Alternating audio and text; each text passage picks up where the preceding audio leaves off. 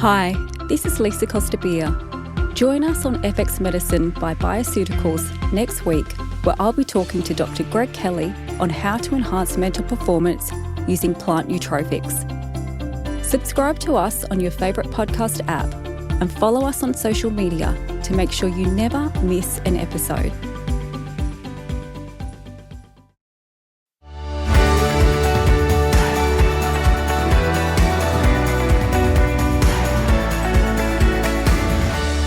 Hi, and welcome to FX Medicine, where we bring you the latest in evidence-based, integrative, functional, and complementary medicine. FX Medicine acknowledges the traditional custodians of country throughout Australia, where we live and work, and their connections to land, sea, and community. We pay our respect to their elders, past and present, and extend that respect to all Aboriginal and Torres Strait Islander people today. Dr Deanna Minich is a nutritional scientist, international lecturer, and certified functional medicine practitioner. She has a Master of Science degree in human nutrition and dietetics and has completed her doctorate in the nutritional field. Deanna is the author of 6 books, including The Rainbow Diet and Whole Detox, and has published more than 50 scientific publications and book chapters. Recently, Deanna published a comprehensive scientific review on melatonin, where she referred to melatonin deficiency as a darkness deficiency. And it is her expertise in melatonin that we'll be discussing today. Welcome to FX Medicine, Deanna. Thanks for being with us today. Oh, it's my pleasure to be here with you, Adrian. Thanks for having me. Yeah, so today I wanted to talk about melatonin and provide an overview for our listeners about melatonin and its role and benefits, and talk about its supplementation. But firstly, can you tell us a little bit about melatonin and what it does in the body? You bet. So melatonin, if we just break apart the name, mela, which is connected to the pigment in the skin, and it was thought to be something that lightened the skin. And then tonin, it resembled the structure of serotonin. So it was named as melatonin in 1958 by the dermatologist that basically was working on it for skin. But basically, melatonin is an indolamine. It looks like a neurotransmitter with an amine group attached to it. And what's really unique about melatonin is that it's everywhere, absolutely everywhere in nature. It's in animals. It's in our bodies. And actually, we make it through the pineal gland. So you were asking, where is it made? There are different types of melatonin in the body. And I think that this is where a bit of the nuance comes into it. So we have what is referred to as the pineal melatonin, and the pineal gland, which is in the brain, is more part of the endocrine system. So when the pineal gland produces melatonin in response to darkness, that then is sent systemically to connect to different cells and to basically key into the clock system. So that's one form of melatonin. And I think that that's the type of melatonin that most people are keyed into. The other type of melatonin is the more autocrine and paracrine types of melatonin. So that's the melatonin everywhere else in the body that's just produced within the cell. So as an example, the mitochondria are huge producers of melatonin. So every cell type that has a mitochondria, or the mitochondrion itself, or more than one, the mitochondria would be producing melatonin. So we're talking pretty much all body tissues. And the reason why it's also all body tissues is because melatonin is amphiphilic. So it likes fat, it likes water, it can live in the brain, so it can live in fatty areas of the body, and it can also live in water compartments of the body like the blood. So you're going to find it in the eye, the skin, the liver, the kidney, the thyroid, the thymus, skeletal muscle, reproductive system. There's probably very few cell types where you would not be finding melatonin. And I know that there's about 400 times more melatonin in the gut mucosa than the pineal gland. So what's the role of melatonin in the gut? I don't think we fully understand it, but here's what I see in the science. You're right. There is about 400 times higher concentration than the pineal gland, and it's not released in accordance with darkness. So that's also the trigger to produce melatonin is different in the gut. It seems to be produced in response to a meal. So there's a postprandial effect. Now, we know that most neurotransmitters are produced in higher amounts in the gut anyway. So melatonin is actually no real exception. We see that with serotonin. We see it with a number of other neuroactive compounds. But what we think is happening there is that it may play a role in, I think it's very interesting as it relates to gastrointestinal motility. There are some studies looking at the gut microbiome and whether or not it's modulating the gut microbiome. Is it modulating secretions in the gastrointestinal tract? And of course, we know that aside from the GI tract, there's a role for melatonin in the immune system, and 70% of the immune system is actually housed in the gut. So there might actually be a role right there locally as it relates to the immune system. And is it the microbiota that's making the melatonin? Is that where it's coming from? It is, from my understanding, it's more the enterochromaffin cells that are releasing serotonin and melatonin. So it's more the neuroendocrine cell types within the gut.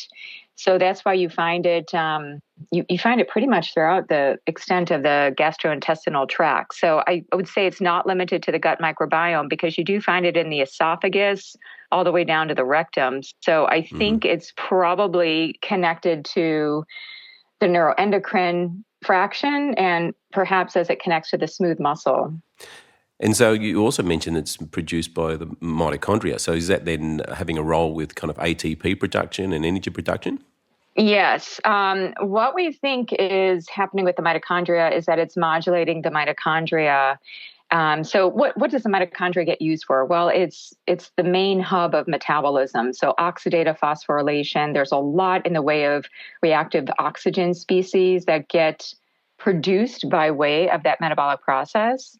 And so melatonin, it's hard to say like what it's actually doing there, but this is my theory. I think that from an evolutionary perspective, through prokaryotes into membrane-bound eukaryotes, what we see is that melatonin is ancient. It's been around for a really long time. And I think that it was part of the cellular organelle as part of an antioxidant defense system process. And it became a part of that. And that's where we most probably need melatonin is within the mitochondria because of the oxidative bursts, all of the reactive oxygen species. So I think that just through the fine tuning of our physiology over time, it just came to be that way, that it was a protective molecule. I think that there's more to unpack there. I don't think that is like solid science. I think so many people focus on melatonin and sleep. So there hasn't been a preponderance of research in all of these other areas, even though we know melatonin is active throughout the body and has a variety of different functions. Yeah, that's the thing that really surprised me was, reading, wow, it's found in the gut. And, certainly when people think about melatonin, it's associated with sleep, but certainly it sounds like there's a lot more for us to learn about melatonin and its potential role in the body. Absolutely. And, one of the emerging areas is that of its role in the lymphatic fluid exchange. This is really piquing my interest. I kind of think of melatonin in 6 ways. Number 1 is an antioxidant that can flex to like water or like fat. Number 2 is anti-inflammatory. So that's why it had a lot of I would say attention during the pandemic because it was seen as an agent to quell the cytokine storm. So that's number 2. Number 3, which I'll go through, is more what I find exciting, which is more the nerve growth factor effect and its role to mediate the exit of toxic metabolites from the brain into the lymphatic fluid, which is active at night. So that's kind of like a brain detoxification. Some cell biologists are really nerding out into its role in what's called phase separation. And this is not known widely in clinical medicine, but basically in a cell, Viruses, amyloid, just even healthy things can start to build up in a cell on their own without a membrane. So they kind of set up a factory, and it looks like melatonin may stop the setup of those factories by viruses or amyloid. So that's why it's being seen as inactive in things like dementia. And then, of course, the circadian rhythm, sleep-wake cycle, that's branded into all of our minds. And then finally, the mitochondrial regulation. So if you think like a scientist, you'll say, oh, those are all interesting mechanisms. So if it works as an antioxidant, anti-inflammatory mitochondrial regulator, it must play a role in chronic diseases of various types. It's like, if you think like that, you can start to see that melatonin goes beyond the reaches of sleep. Yeah, I've even seen some, work or some literature recently talking about its kind of role as anti-aging agents too. Do you think that it plays a role there too? Yeah, because of all those things that I mentioned, right? Mm-hmm. If we look at aging as like inflammaging, that there's a connection to inflammation, there's a connectedness to one's toxic load, there's a connectedness to hormone levels, also antioxidant defense enzymes. People with high glutathione are going to fare better than somebody with low glutathione. There's even a relationship between melatonin and glutathione. Like melatonin is actually 5 times more potent than glutathione.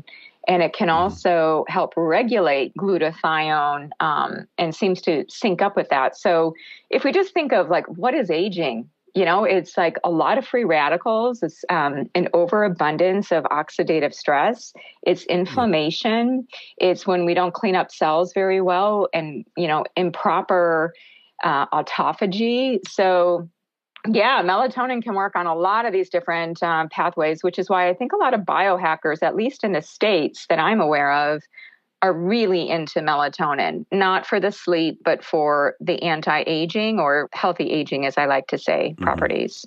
So you've got then, obviously, melatonin having anti-inflammatory and antioxidant effects. So would also somebody does the reverse also apply? Like if somebody is experiencing increased inflammation or increased oxidative stress, would that lower their melatonin concentrations? It should. Theoretically, it should.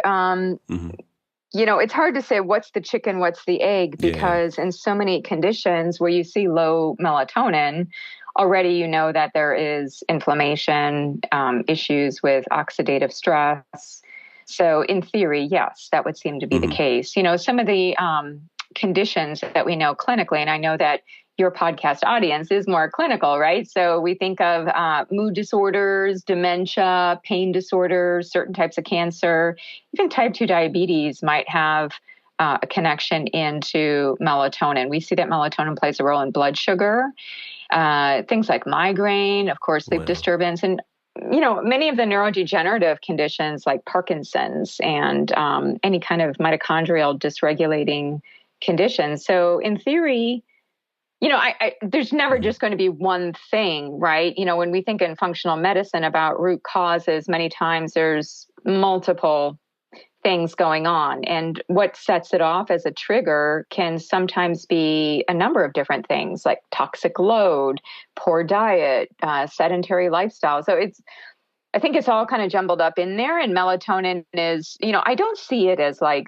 the panacea, or it's not like you're just going to take a supplement and smooth over and reverse aging and be free of chronic diseases. But I think it's part of the larger picture of overall hormone balance and endocrine health. Yeah, I wish it was just as simple as just, taking a supplement and all our problems would disappear. But unfortunately, that is certainly not the case. It's definitely not the case. It's a bigger context, so many different things to look at physically, emotionally, mentally, and spiritually. Absolutely. So, Laura, you've mentioned some of, obviously inflammation and antioxidants. So just for our listeners, tell us a bit about, just if you can just review for us, what actually affects melatonin? How do we naturally increase our melatonin?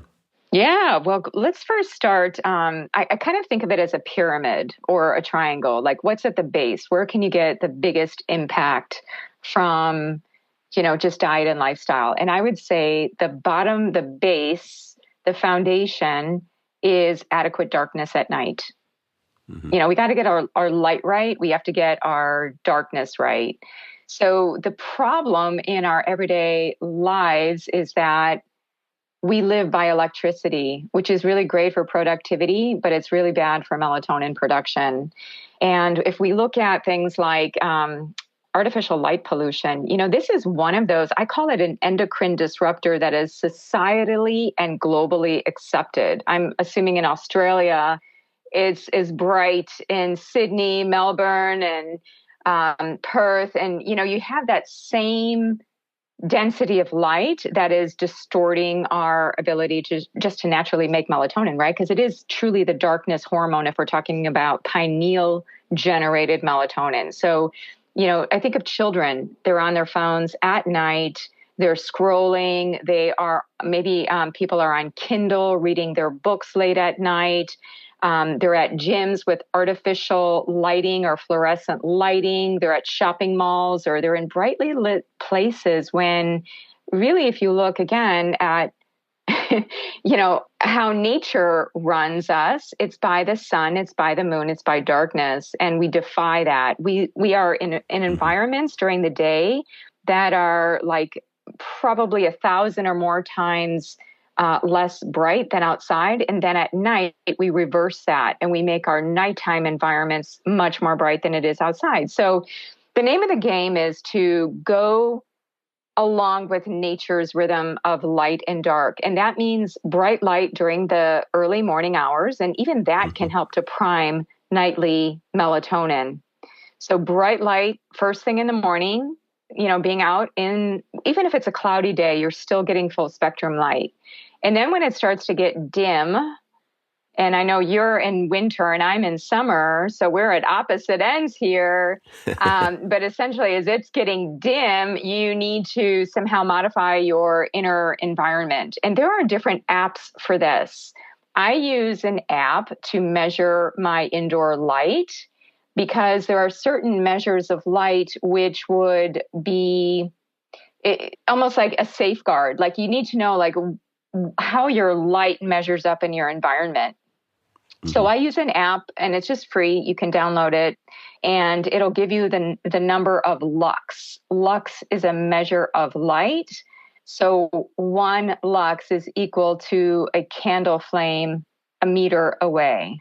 So essentially there are different light exposure recommendations, but essentially if you want to run with the sun and then go into the dark, you need to, for 3 hours before bedtime, have up to 10 lux maximum.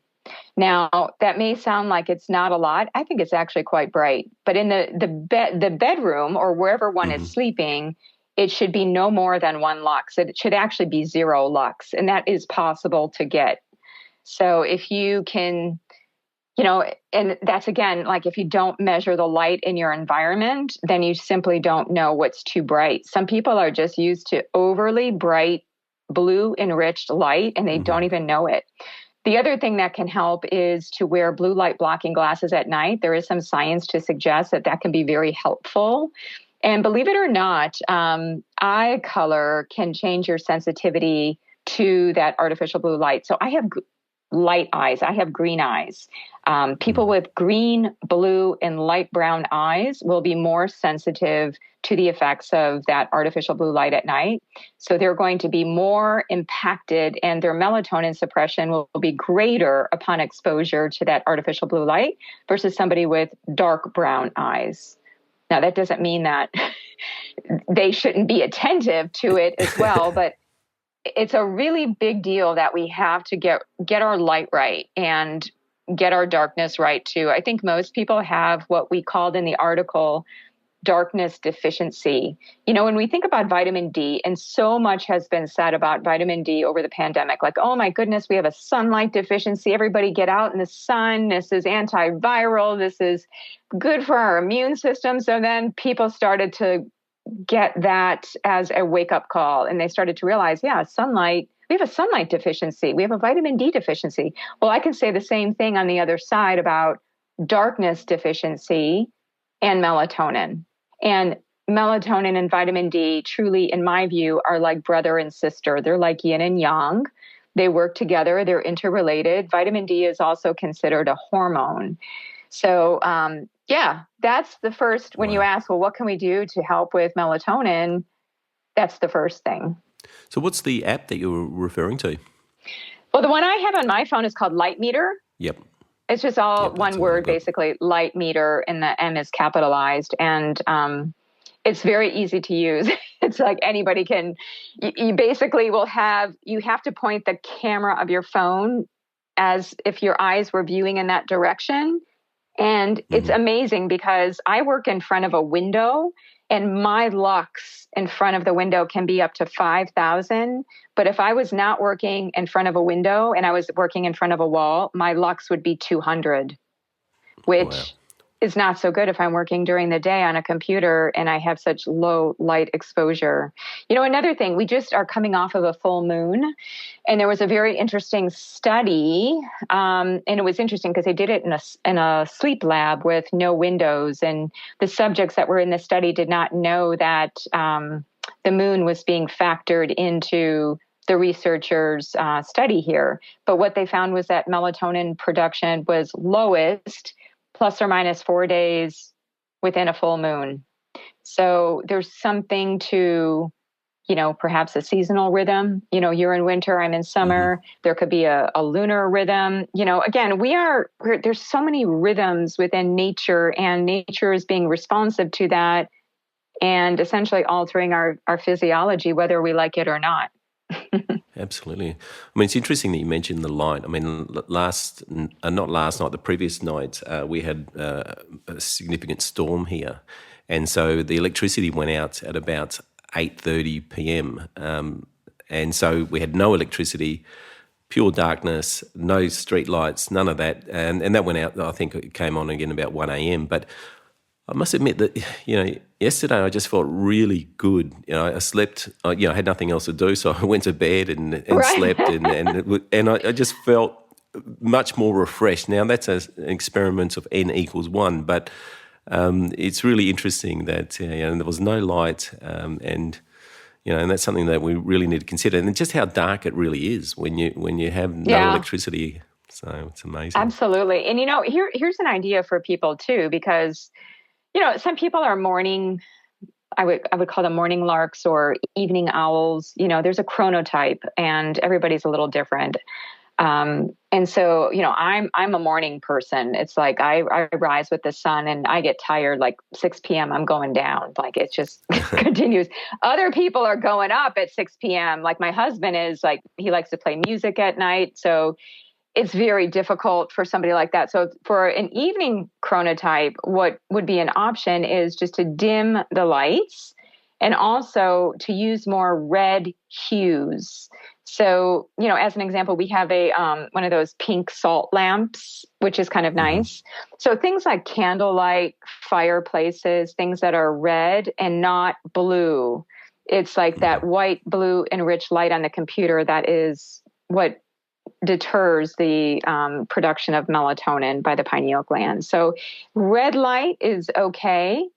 And again, if you can't get to that red light, wearing those blue light blocking glasses, which are actually red, it's kind of interesting because, sometimes I'll take an evening flight, and I don't know why airlines do this, but they have like this blue light on the plane when you're flying those evening, because they think it probably relaxes you.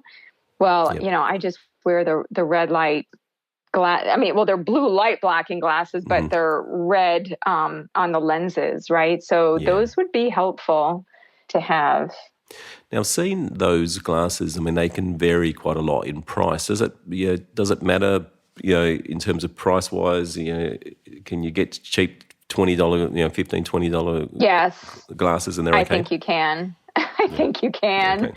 Okay. They have all different kinds too. Like one of the ones that I wear during the day just to prevent too much blue light on my retinas, because, the eyes are part of the brain, right? And the eyes are what are signaling to the brain in order to produce melatonin. So I will wear a pair that has kind of like this iridescent look to it. So it's not red. It's just like it stops some of that blue light. And then there are other kinds of glasses where they have like gradations of color, like orange as it gets dim, and then red for when it is later at night, like 9 p.m.-ish, when it's really dark.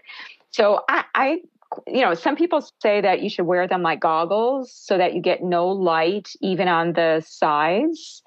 So, some people are sticklers and they'll wear the kind with like shields, like they do look like goggles, right? It's blocking the light all around the eyes. I don't have those. I think that there's a huge range of prices there, and they probably they don't need to be so expensive. I think that for the average person, you can buy a pair of $20 type glasses and be doing yourself good. Terrific. Unless so you got get light? them as prescription. Unless you get them as prescription. Okay. There are some, there are some where you can actually get prescription blue light blocking glasses. So, of course, that would not be a $20 purchase. Yeah, exactly. Okay. So apart from light, what else? What else affects melatonin? The second thing I think about is just taking care of the diet. I mean, you would expect me to say this because I am a nutrition scientist and, looking at, are we eating an antioxidant, anti-inflammatory, nutrient-dense, colorful rainbow way of eating? If I think of like, how is melatonin made in the body? Well, we need protein. If we just back up biochemically, melatonin is made from serotonin. Serotonin is made from tryptophan.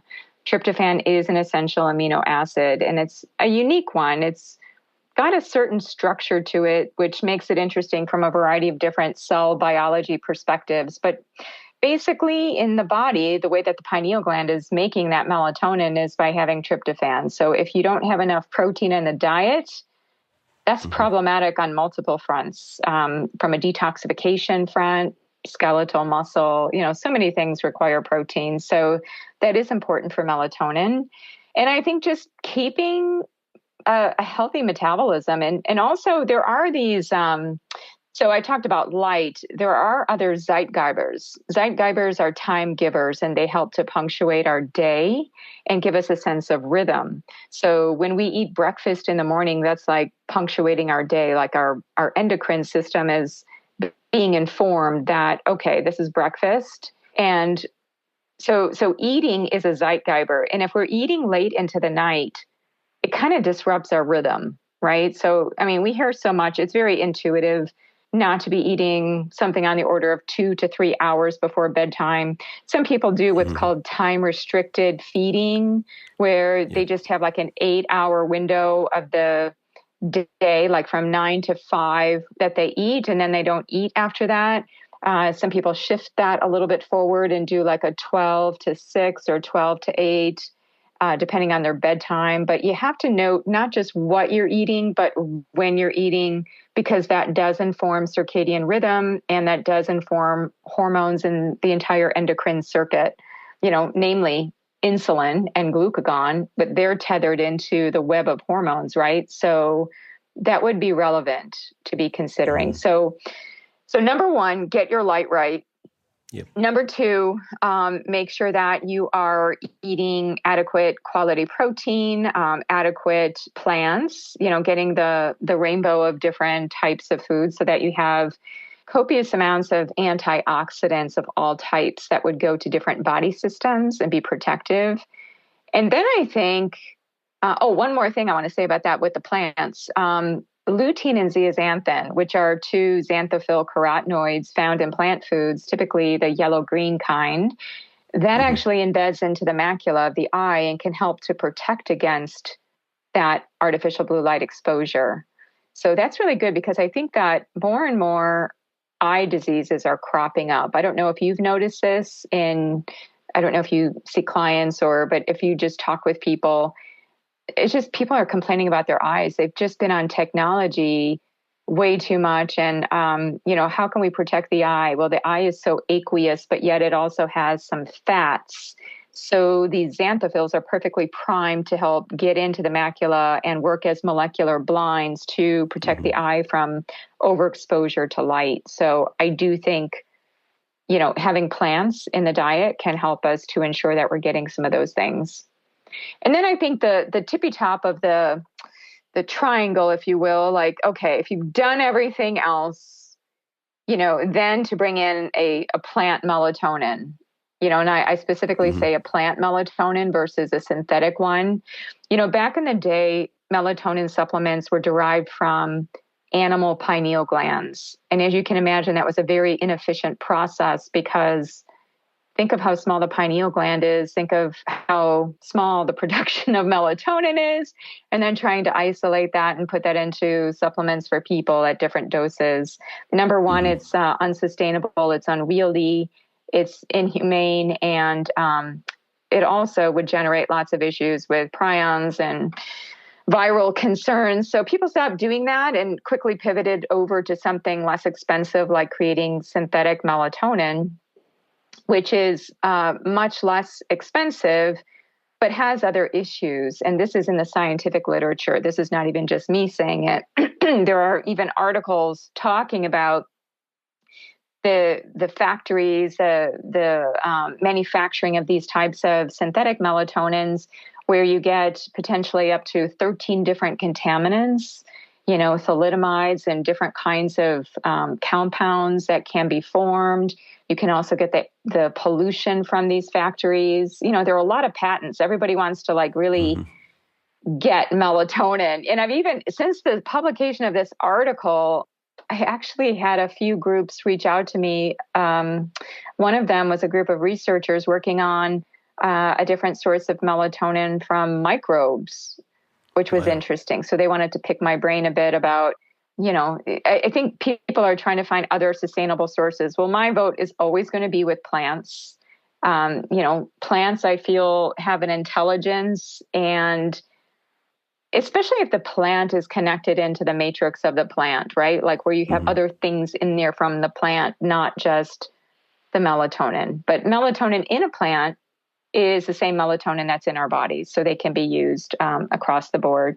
So I think there you go. That would be like the top of, if somebody has controlled for everything. And let's just imagine too, because Dr. Dickon Weatherby had interviewed me for his podcast, and by way of talking about all of this, he basically coined the term melatonopause, which I thought was kind of cool because we were talking about perimenopause, postmenopause, andropause, adrenopause. It's kind of like we just go downhill as we get older. Like from the 40s on out, our hormones are tanking. So like by the time we're in our 50s, and the same thing happens with melatonin.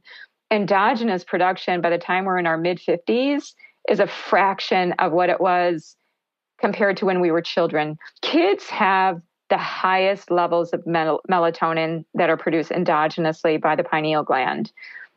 Before puberty, before they go into being a teenager, their levels are high. And then from puberty on, they start to incrementally go down. But by the time we're in our 50s, we are bottoming out. So some people have questioned and postulated, all these hormones coming down, is this all connected into increased risk for chronic diseases, whether it's dementia, neurodegenerative conditions, and just like people are doing repletion with things like bioidentical hormones or phytoestrogens or testosterone replacement therapy, people are thinking like that, and so thinking along the same line of, hey, do I need to fill the gap, the potholes where my body is lacking melatonin so that I can have this antioxidant, anti-inflammatory, mitochondrial regulation effect. So there are some, I'm just a little person in this whole melatonin space. There are giants who have made this their lifelong work. And I would recommend to everybody listening to follow the work of Dr. Russell Ryder, who is a researcher. I think he's in his 80s now, but he's dedicated much of his life to researching melatonin. In fact, he even has a book called Melatonin. And it was put out there some years ago, but it was so prescient. It was incredible, all of the things that he was talking about as it related to melatonin. So it's kind of like the people who love estrogen, progesterone, and testosterone and swear by it and do hormone replacement therapy. There's kind of like this undercurrent of a lot of people in longevity, anti-aging medicine who would be strong proponents of doing the same thing with supplemental melatonin and saying, yeah, we need to fill the gap because otherwise we're more prone to certain conditions. I mean, saying that though, I mean, obviously the levels are higher in children. Why do you think that's the case? What role is it serving with younger children as opposed to adults? I mean, obviously there's that natural progression. Why do you think that's the case? I think it's probably immune system, and it's part of that whole entrainment of the circadian rhythm and the sleep-wake cycle. So for the first 3 months that a child is born, they have negligible melatonin. So they're not born per se with a lot of melatonin. It's starting to increase as they make their way up to like 1 year of age. In fact, I just found an article not too long ago, I think it was in May, just this year, 2023, talking about how the mother, if she takes melatonin, it's shaping the gut microbiome of the fetus or of the child. So that work is emerging. So I don't know, there could be a role for maturation of the gut. We know that the brain is developing within that first year of life. Maybe it's connected to that. But I do think that it is connected into that hormone web. So as a child goes through now puberty and they get older, now melatonin starts to quiet down and estrogen, progesterone, testosterone start to come up. And then they kind of like form this relay race and then they move into adulthood. But I don't know. Yeah. I don't know why kids have the highest amount. But, you know, what's also interesting, Adrian, is that kids are more prone to the effects of artificial blue light. So they can have greater amounts of suppression than something like adults do, even though, you know, just for adults, the amount of suppression can be great. Like just within minutes of artificial blue light exposure at night, there can be between like 50 to 80% suppression of melatonin synthesis, which is huge. Now, of course, that's going to depend on many factors, how long you were exposed to the light, what color are your eyes, those kinds of things. But children are actually, even though they have higher melatonin, they're also more susceptible to, the effects of artificial blue light. So it's interesting. Yeah, because I suppose then, you know, if somebody's then waking up in the middle of the night, turning the light on to go to the toilet, I mean, is it that rapid in terms of effects on melatonin? Yeah, it is. It is just within minutes that you can impede your melatonin production. You know, I mean, it probably like a couple of minutes. So, you know, So I was talking with like Dr. Terry Walls, who you probably know who she is. She's all into multiple sclerosis. And we were talking and she said, yeah, but Deanna, you know, people with MS, they need to have, they don't have stability. So if they have to wake up in the middle of the night to go to their restroom, it's, you know, you need some kind of light. And so something like a night light should be okay. And the reason I say that is just get the Light Meter app out and test it. Like I have tested it for myself and I'm surprised what is 0 lux. You know, again, 1 lux is a candle flame 1 meter away. So, you know, a night light that's kind of dim, but on the floor and not at eye level, it may not be as pressing. Again, if you use the Light Meter app and you just figure out like, what is the lux in my bedroom? What is the lux like if I went to the bathroom at night and was exposed here? You know, obviously you've got to go to the bathroom. You can't prevent yourself from doing that. But if you can just minimize the light a bit more, I think that maybe, you know, you put a pair of blue light blocking glasses on as you go to the restroom. You know, that's also an option to just shield the eyes, but you can still see out of them, obviously. Yeah. I mean, you can get those sensor lights too that you just, and then they emit a little bit of light and they don't emit too much light too. So now, I suppose something that the people need to be wary of is if they're using the Light Meter on their phone, they don't then after go, oh, let me just check my emails and Facebook. Oh, no. But what I mean is that they should already check out different scenarios using their Light Meter app. So I have done this just even in my own bedroom. So like I have checked out like, okay, if I put this little night light there, if I turn on the light next to my bed, how much lux am I getting? Like you don't do it like in the moment. So you don't even have to pick up your phone. Like, I don't know if you follow Brian Johnson, but Brian Johnson is he's the most measured man. And he's doing all this to like help his longevity. And in his sleeping, and he talks a lot about his process on Instagram. Like in his bedroom, there is no light. It's total darkness, no windows, no nothing, just like a bed. Wow. Like nothing. And truly for like healthy sleep hygiene, that is really healthy. Cause I get interviewed on sleep podcasts and they're like, Deanna, what's in your bedroom? What's your sleep routine? It's like, I don't read like in my bed at night. I try to keep everything really bare bones, making sure that the shades, the blinds are drawn. I've just gotten smarter, just getting into melatonin and understanding how to hack the light and dark in my environment. So I think if people just figure out and use that light meter app or some app that measures lux, they can figure out, okay, like what is my tolerable zero lux? To what level can I go in my room and place lights as needed? And, worst case scenario, if your room is too bright because maybe you live in an urban area and you just get the natural light from outside, wear an eye mask. That would be the next best thing. Because again, it has to come in through the eyes. It'd be interesting for those people who have televisions in their bedroom, which I certainly advise against. No. But that would be the worst. I'm sorry to say this. No, I'm not. I think that that would be absolutely the worst. Or what I also think of, like people who fall asleep in front of the television. Here you've got that light, and we're not even getting into things like the electromagnetic field and the effect on the pineal gland and changes in calcification over the years. The pineal gland is kind of special relative to some of the other endocrine glands.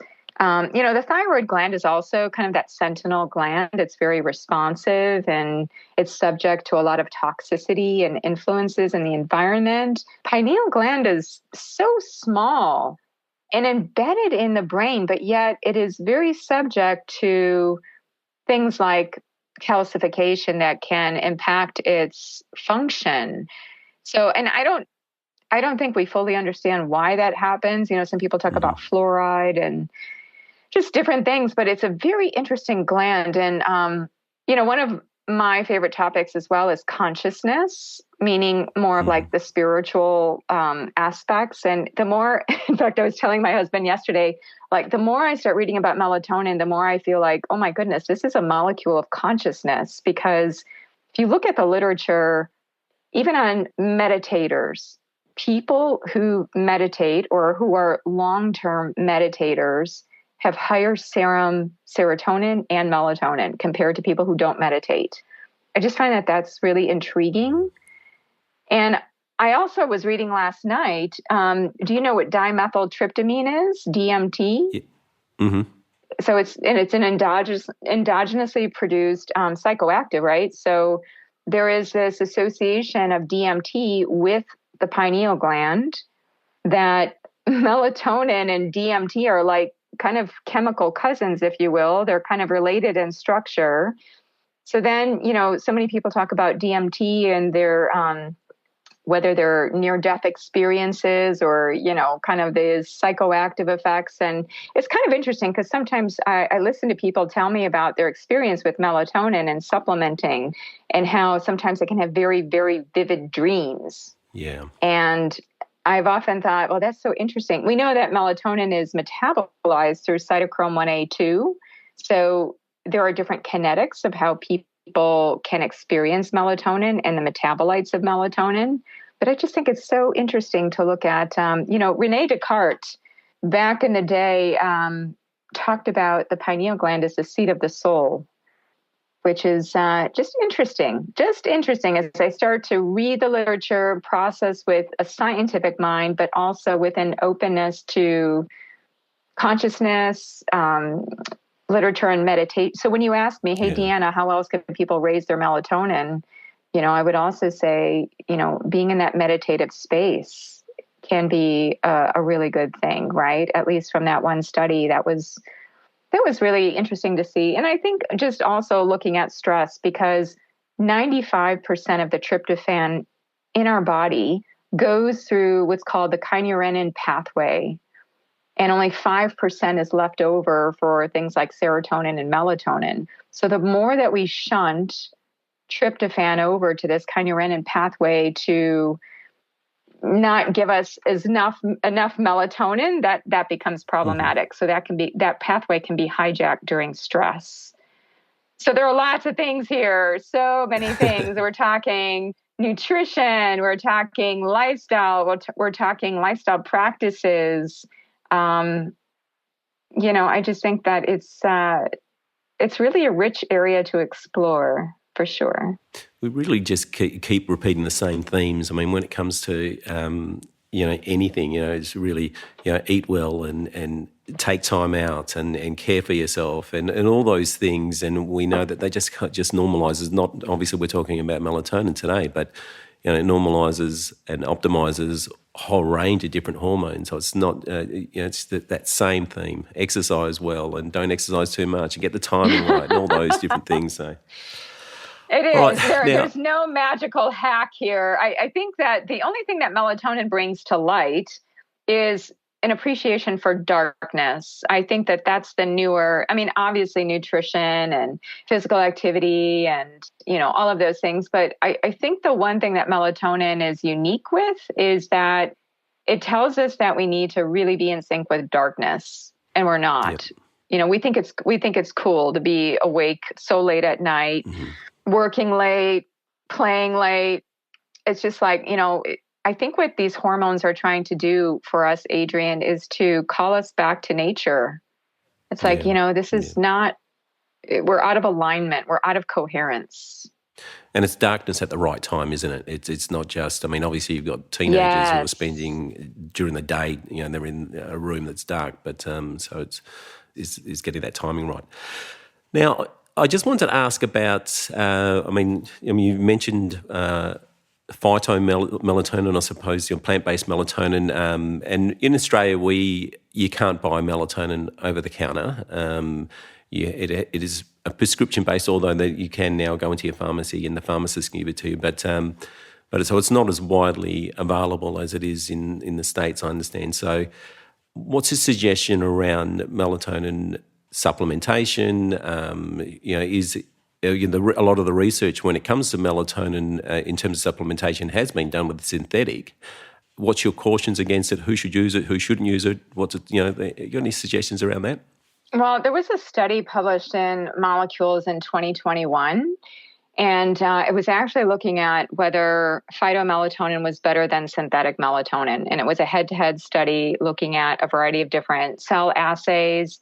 They were looking at things like COX-2 or cyclooxygenase 2 as a marker of inflammatory activity. They were looking at reactive oxygen species in a skin cell line. They were looking at DPPH, which is often used for free radical scavenging, and ORAC. And they found far and away that the plant melatonin was outperforming that of synthetic melatonin, and not by a little, but by a lot, like up to, greater than 6 times the amount of anti-inflammatory activity, more than double that of the cellular health activity in the respect of the skin cell line, and almost 5 times greater in anti-radical scavenging, and like 10 times greater ORAC. So there's a big difference here between phytomelatonin and synthetic melatonin.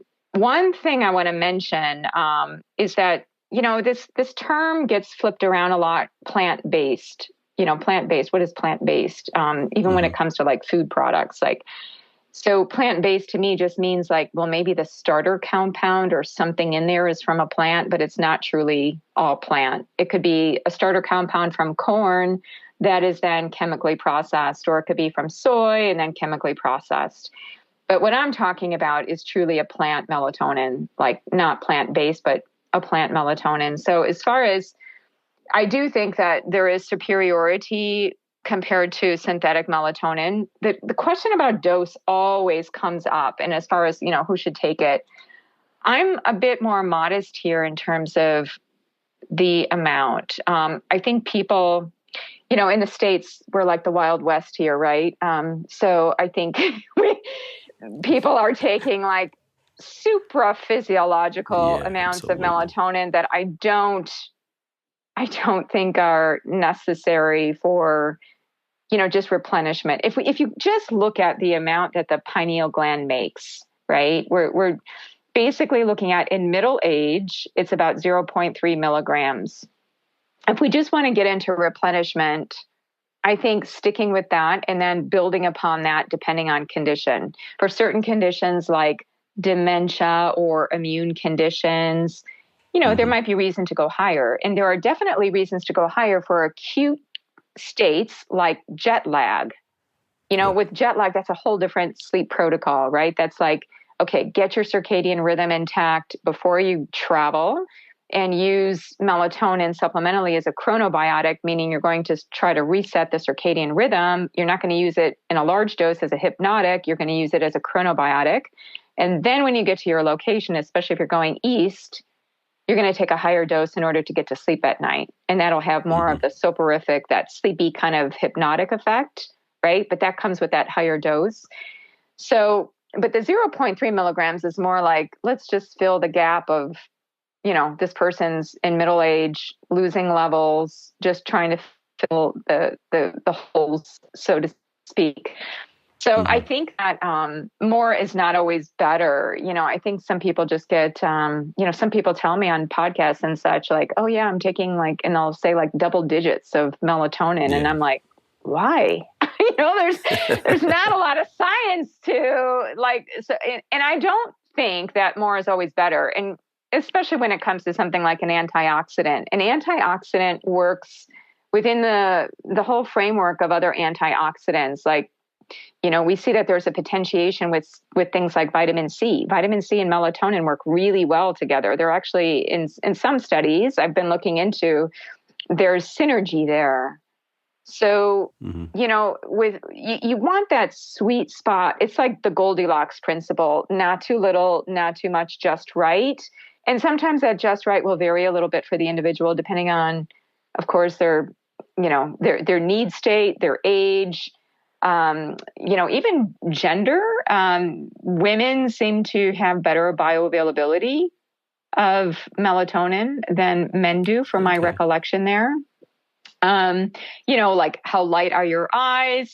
So I think that it's good to start at a physiologic dose. And in fact, if I think back to some of the research of Dr. Richard Wertman, who was at MIT and who did a lot of this early research on melatonin, they tested different doses, and that 0.3 milligrams was the sweet spot. So different opinion leader organizations are out there talking about, what would be safe levels for older adults, just as like a steady Eddie kind of a dose. And most of them, from what I can see, talk about between 0.1 to 1 milligram. And most of them are talking about like 0.3 to 0.5 milligram. Now, for some people, they're like jaws drop. They're like, that's so low. And it's, but if we just look at physiologically, that should be sufficient unless we have something that warrants an additional dose. Like, all the work on COVID and long haul, there have been higher doses used, but for shorter durations. And, even looking at certain chronic conditions or, not chronic per se, chronic diseases, or, looking at things like diabetes, hypertension, sometimes a bit higher doses have been used, like anywhere between 1 and 10 milligrams. But again, for defined periods, the safety of melatonin supplementation has been evaluated for up to like 2 years, between 6 months to 2 years. So again, I think, your audience is a clinician audience. I do think it's good to have some clinical oversight of a person's use of melatonin. In the United States, there are melatonin formats that are very desirable for kids to eat. So we have a lot of things like chewables and gummies. Do you have gummies there? Is that a big thing? We do, yeah. Yeah. So people are just like crazy about all these gummies. And I think that, when I see all these kids having melatonin gummies, I don't consider it I think there has to be caution. I don't, I have been in the supplement industry, and I don't favor that kind of gummy format in general for anything. I don't like it because I don't like the additional sugar. It's also a hygroscopic matrix, so it's watery. It's more prone to microbial overgrowth and also interactions. How do we know what happens to that melatonin when you put it into that matrix? Have companies tested that? Is there any interaction or breakdown, or what is the stability in that versus in something like like a capsule? Because we do know that melatonin breaks down in light and oxygen. So that's why having it in a blister pack is preferred versus just like a jar where you open it, cap. And I don't know about in your home, but I know that at least my husband doesn't always tighten that lid, and then you just get oxidation. And by the time you're at the bottom, it's like, who knows what you have in that jar. So exactly. I think that there are a lot of things to consider here. It's very interesting to me how melatonin is regulated differently in different countries because of, just scientifically, just knowing that there are many different uses of it. It's just that, perhaps the dose needs to be better. I think better communication and education needs to be out there, and also the population that uses it. Again, I don't think that children need to be taking melatonin supplements unless, that there is some scant literature on this looking at the role for its use in autism and also ADHD in children. But, I would be pivoting to other things for those conditions more than something like melatonin. Like that would not be like, in my mind, the first line of a therapeutic approach with a child. That just doesn't seem right. So I think its use has to be, properly gauged for the individual and everything about that individual. Just like anything else, it has to be personalized. I mean, I think, I've read some of the literature with regards to things like, its use in migraine and as a clinical psychologist, I've also been interested in reading some of the literature with bipolar, and maybe for the different phases of the people experiencing the manic phase. Maybe there's a role there with higher doses for a short period of time. So, and like you said, you've really got to kind of consider those circumstances too. Now, with the just a question with if people were to take the phytomelatonin, when would they take it? What time would they take it? 40 to 60 minutes before bedtime, like any melatonin. Okay. Yep. So if we think of, the half-life of melatonin is, if it's breaking down, over the night, it's best taken at that 0.3 milligram dose, 40 to 60 minutes before. Now, let me just give some disclaimers to that, because for some people, they're really slow metabolizers, and then they get groggy in the morning. They get groggy. And I hear this from certain people, and it's like, well, how much did you take? What form did you take? What else was in there? And what time did you take it? So for the people that, it's like you kind of have to find your sweet spot of what works for you. And for some people, if they are the person that gets groggy, they need to take it even earlier than that 40 to 60 minutes, right? So then that's telling me that their breakdown is delayed. You can kind of make some general estimation, since this, again, is a practitioner audience. People will know what I'm talking about here. But you can make some estimation based on if you know anything about a person's gene variability in cytochrome 1A2. So if somebody is a fast metabolizer of caffeine, that means that they're most likely going to be a fast metabolizer of melatonin, meaning that they could take it at that 40 to 60 minutes before bedtime. But for people who are slow metabolizers of caffeine, like they're the people that get the heart palpitations, they get like the revved up energy, and it just lasts a long time. They can't drink coffee past 12 noon. Those are the people that probably need to take it a bit earlier so that the kinetics will land nicely to have them waking in the morning feeling more alert rather than groggy. Okay. So All right. that's, So rather, and you know what? And I'll just mention this too, that just some like personal hacks, nothing science-based here, but, I have some colleagues and we all like experimenting with taking the phytomelatonin and doing different things with it. So personally, I have been taking it with a little bit of vitamin C just to see if I experience anything different there. Because again, the literature is telling me that vitamin C and melatonin work really well together. If you look at melatonin as an antioxidant, one molecule of melatonin can quench up to 10 free radicals. And what's really interesting, there's one article, I think it was by Dr. Tan, who works with Dr. Ryder. They co-publish a lot. And basically he was showing how the metabolites of melatonin can even act as antioxidants. It's like Dr. Carrie Jones would say, like the Russian doll approach to quenching free radicals. Like the mother molecule then brings out the next doll, and then, there's more quenching of those radicals, and then on and on and on. Vitamin C can quench between 1 and 2 free radicals. So that's just to give you a sense. But they seem there's some kind of connection there between them. A friend of mine, because again, we know that melatonin is fat soluble and water soluble, he takes it with a fish oil. So just one soft gel of an omega-3. He takes that together with melatonin, and he feels like that hits the sweet spot for him. So that might help with bioavailability in certain people. Wow. Yeah. And he also takes magnesium at night. So, everybody has to find kind of like that concoction that works best. Adrian, just to mention too, I'm just thinking for perimenopausal women who have vasomotor symptoms at night to the point that it wakes them up. So I'm talking about, hot flashes, night sweats. They wake up, they can't get back to sleep. There's something about that 2 to 4 a.m. window. I'm one of those women. And, what I have found in my use of melatonin that I needed to go higher because, it's kind of like all those pauses hitting simultaneously. It's like, whoa, there goes estrogen. Whoa, there goes progesterone, and my melatonin is low.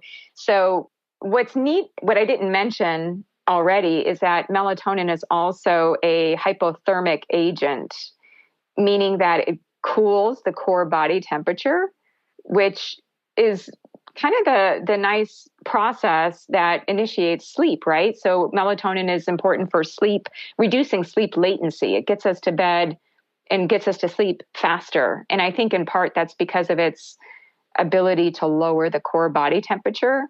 So for those perimenopausal women who are having this change in the range of their hypothalamus and their changes there from a thermoregulatory point of view, it might behoove them. You don't see a lot of discussion about this, but I just personally have been trying that out for myself. And if we know that it's an anti-inflammatory, it helps with sleep-wake, it is an antioxidant, it helps with core body temperature, it might help some of the perimenopausal women out there that are suffering from night sweats and hot flashes. So it's just something to consider. It definitely makes theoretical sense, doesn't it? Yeah. I'm surprised that there are no papers. I can't find anything about it. I think I need to actually put together a nice little study of women who all want to try this because exactly. It's such an opportunity. And perhaps, in those women, so many changes with the brain due to the withdrawal of estrogen. So possibly some changes in lymphatic fluid flux, and who knows? There could be many different mechanism type of approaches to take with that. Wow. Well, thank you very much for, you're getting me thinking. My head's spinning at the moment, going through all these different possibilities, and I really thank you for the work that you've done, not only in melatonin, but I've read follow a lot of your work over the years, and the information that you talk about we could have another podcast about nutrients in general and colours of foods and their potential benefits. So, but I thank you very much for joining us today and really opening up people's ideas and thoughts about melatonin and providing some good sound education around melatonin. I really appreciate you having a conversation with us today. Oh, my pleasure. Thank you so much for having me. And I hope that it makes sense for everybody, gets those wheels turning. And if anybody has any questions, feel free to reach out.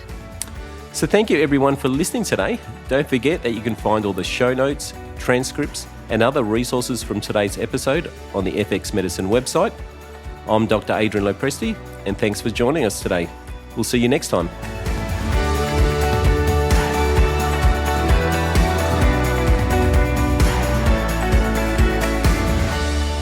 This podcast is intended as healthcare practitioner education only, and it is not a substitute for medical advice, diagnosis, or treatment. Make sure you never miss an FX Medicine episode by subscribing to us on Apple Podcasts, Google Podcasts, and Spotify. You can also follow us on LinkedIn, Facebook, and Instagram.